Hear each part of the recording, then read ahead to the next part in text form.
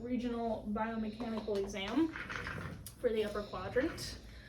So I'm going to look at cervical range of motion, shoulder range of motion, probably thoracic and scapular positioning as well. Then we're going to go into pivums of the neck and pavums as well. There are some hypermobilities and hypomobilities that I suspect, so we're going to see if those are present. First things first, I'm going to come behind you again. Alright, so let's have you turn your head left and right. Even though we looked at these in the scanning one, face forward, look down and up. Good, face forward and side bend. Good. All right, and then I'm gonna have you cross your arms over your chest. We're gonna look at thoracic to screen that. So turn left, good, and to the right, good. And then face forward, let's side bend, good. Looking at some biomechanical relationships between the two. And then let me actually have you stand on up. Let's do shoulder next, standing. All right, let me have you go both arms forward. Good. And then both arms up to the side. Good. I'm gonna have you face that way so I can look at your scapulas while you do that. Up. Good. And back down. And up to the side. Good. Alright. Alright, I'm gonna have you go up forward again. I just wanna see how overpressure is tolerated. Good. And then back down, up to the side. Good, pretty good.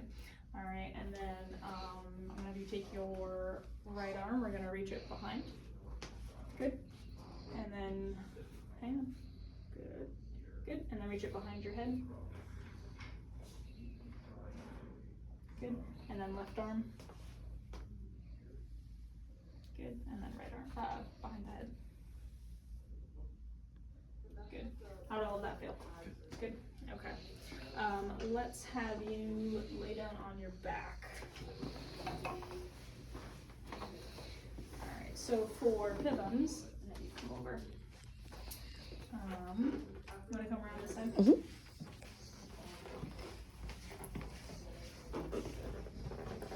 So pivums of cervical, I'm gonna come under and cradle his head so that I can then assess the intervertebral spaces and bring them up into flexion and extension.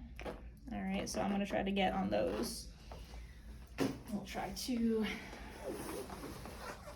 visualize that.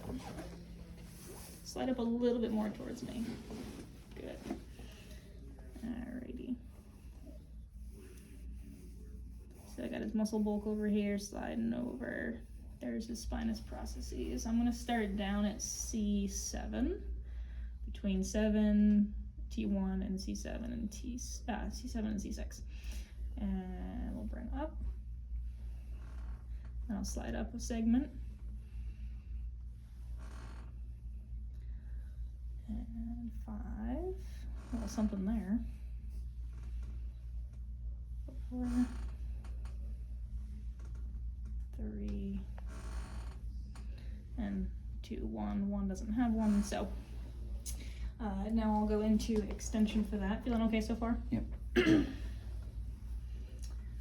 So now I'm going to lower. I'm going to kind of allow his upper cervical to drive some of that extension there, and extension and closing down.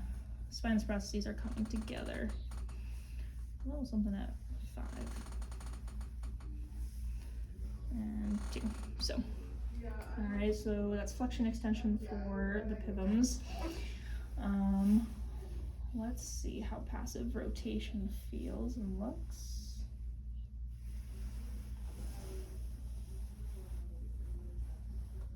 Willing to go both, good. And side bending. It's got some good range. All right. And then, so pivums, and then let's get into pavums. So pavums, I'm gonna come from behind. We're gonna do some PAs from behind. I'm gonna rest that right there. I'm gonna come underneath on either side of the transverse processes of each, and I'm gonna push to do a little PA assessment there for PAVMs, the accessory glide of that motion. I don't really want to be on the spinous processes because those typically aren't comfortable in the cervical spine. So come under. I'm going to make sure he's in neutral for this first a little bit, so I'm going to hold with my my wrists a little bit. Good. Doing okay? Yep. Okay.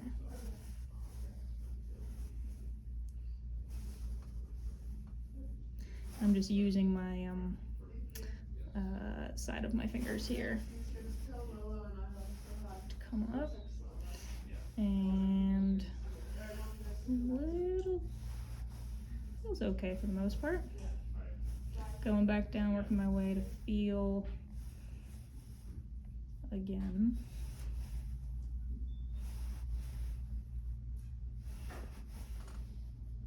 Okay, feels pretty even throughout for him anyway.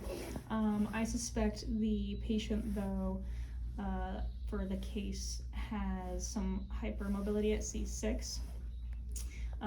Based off of their symptoms, with probably some referred pain to the left shoulder. So we'll get into some manual techniques to address that, but I also suspect he would have upper cervical restrictions, and in the manual we're going to address some of his possible rotation left restriction there. All right.